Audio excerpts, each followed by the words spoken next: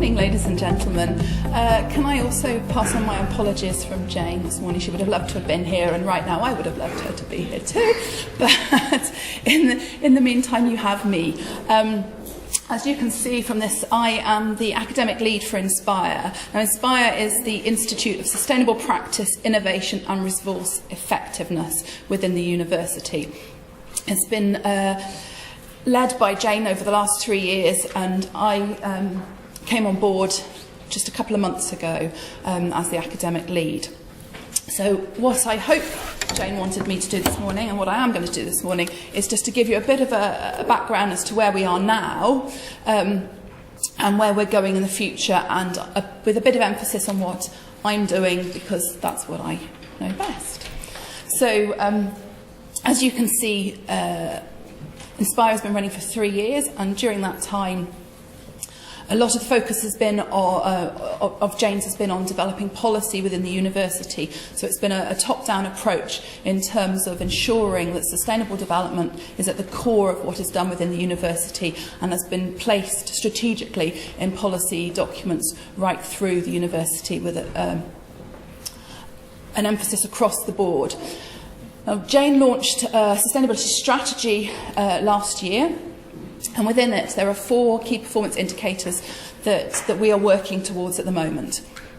And what I'm going to do in this presentation is go through each of these in turn and give you a bit of an idea of where we've got to and where we're going. So the first one, which is listed under campuses and environmental sustainability, the key performance indicator here was to improve the classification of People and Planet Green League.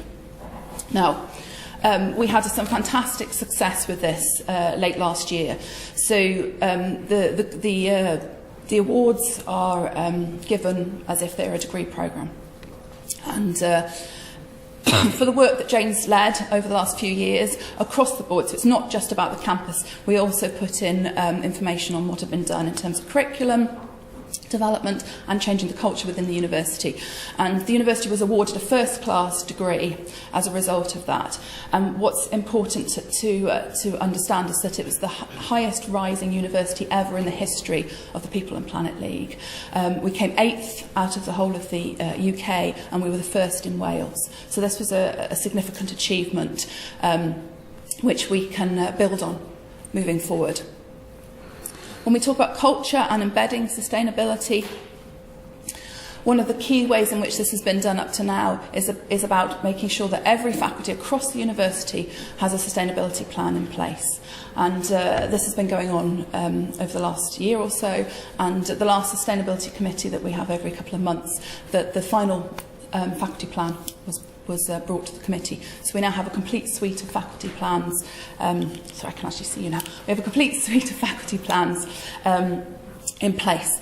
And one of the things we want to do with this now is to compare them, work our way through them, which is one of my jobs, to look at what are the commonalities across people's expectations, what do they want to see in their plans going forward, and what can we do to help and support that, where we can find quick wins and where we can put strategic ideas in place to support people.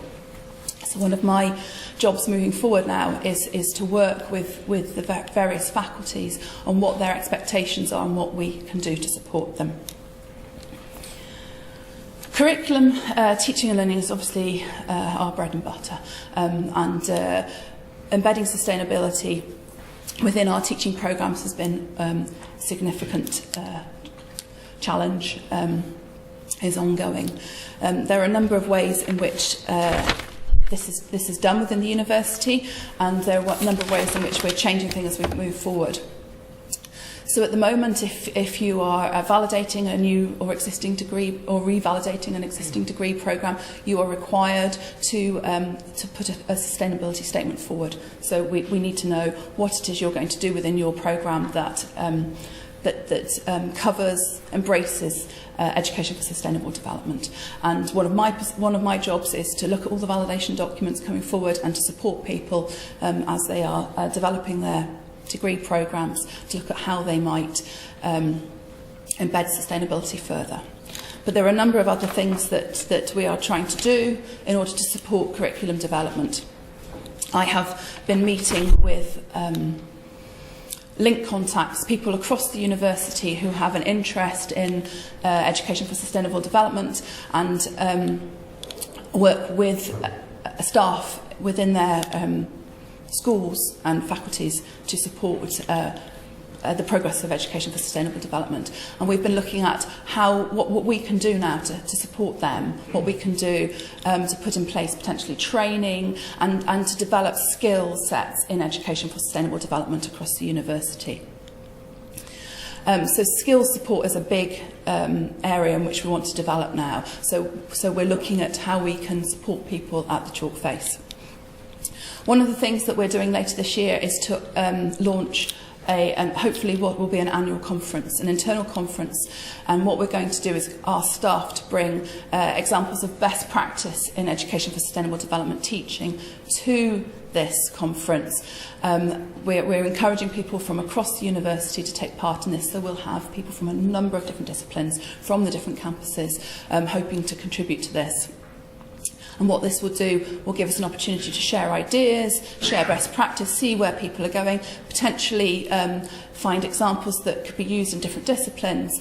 But what we want to get from this as well is an opportunity for people to be able to publish what they've done and demonstrate to the outside world, not just internally, what's being done in terms of education for sustainable development. So we will give people opportunity and time to write a peer-reviewed conference paper, which will then be published formally to celebrate what they have done. There will be a prize attached to this as well for the best paper, and hopefully it'll be something that we can roll out beyond this year and use it to support other things.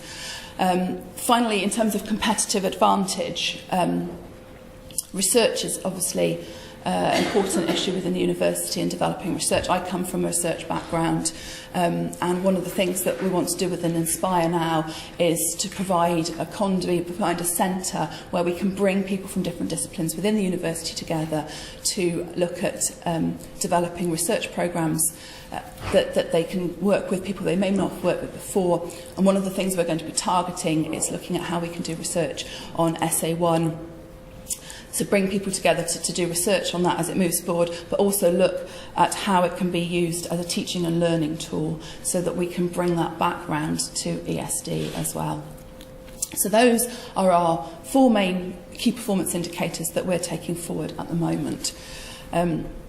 Jane provided a number of other slides, and really these are just to reinforce what I've said.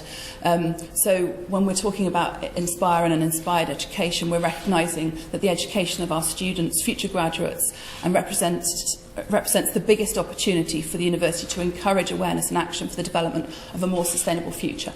And this is important not just for the university, but also for the wider geographical area, because we have a number of our students are local students from West and South West Wales, and if we can do something to support wider sustainable development in this area, then that's a fantastic thing. And as I said, one of the things we've done up till now, and what Jane's been involved has led, is to systematically embed sustainability and education for sustainable development within the university's policies and procedures so that we can filter it down. The QAA higher education guidance has been adopted by the university so that everybody within the university understands that this is what we are driving through. Education for Sustainable Development, which enables students to develop the knowledge and understanding, skills and attributes needed to work and live in a way that safeguards environmental, social and economic well-being, both for the present and the future generations. And this has increased significance as recently, I'm sure you're aware, the Future Generations Bill came into law in Wales. This is the first country in the world that has a Future Generations Bill, and means that at the centre of decision making, future generations will be taken into account. So this is a hugely significant move forward, and obviously we want to work within the local area with the Assembly to support this. So another quote from our Vice-Chancellor: through our flagship initiative, the Institute aims to ensure that our graduates are fit for the future and that their professional practice is sustainable for generations to come. Thank you.